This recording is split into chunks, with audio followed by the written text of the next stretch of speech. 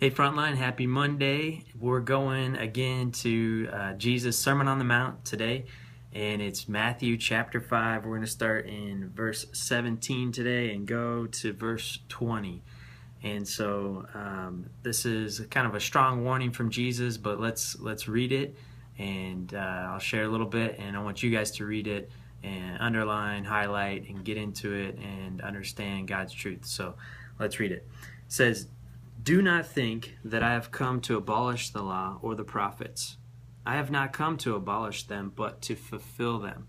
So this is Jesus, right? He's preaching. It's his Sermon on the Mount. He's talking about these different things and kind of do's and don'ts of what righteousness really is, what is right, what's wrong. And he says, I haven't come to abolish the law or what's already been written or what the prophets have written, but to fulfill them. And he says, "For truly I tell you, until heaven and earth disappear, not the smallest letter, not the least stroke of a pen, will by any means disappear from the law, until everything is accomplished. Therefore anyone who sets aside one of the least of these commands and teaches others accordingly will be called least in the kingdom of heaven. But whoever practices and teaches these commands will be called great in the kingdom of heaven. For I tell you that unless your righteousness surpasses that of the Pharisees and the teachers of the law, you will certainly not enter the kingdom of heaven." And so Jesus is giving a strong warning in the middle of his message here about what is right, what is wrong, and all those things. And he knows that people might say, well, okay, well, Jesus died for my sins, so I don't have to follow the law, or that might be what happens. But he says, guess what?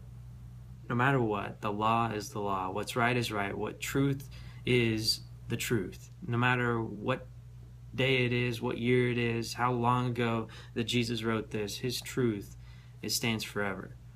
And the law is the law. And the awesome thing is that Jesus came to fulfill the law, to take our place, that even though we can't live up to the law, live up to all the things that the law requires, that he can fill our place. He can take the place or the punishment that we deserve, and he fills that void in our life.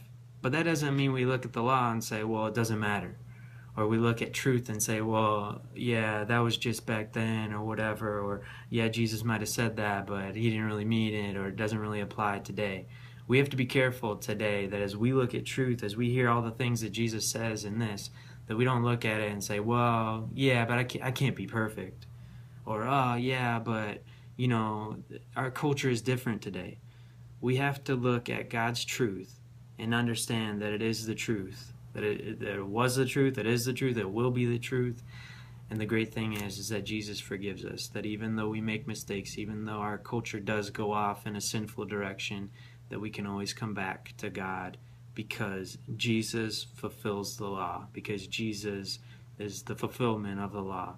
And that's the awesome thing. So you guys take a look at this, verses 17 through 20, read it, jot down some notes, underline some things, and highlight things, and I'll see you guys tomorrow.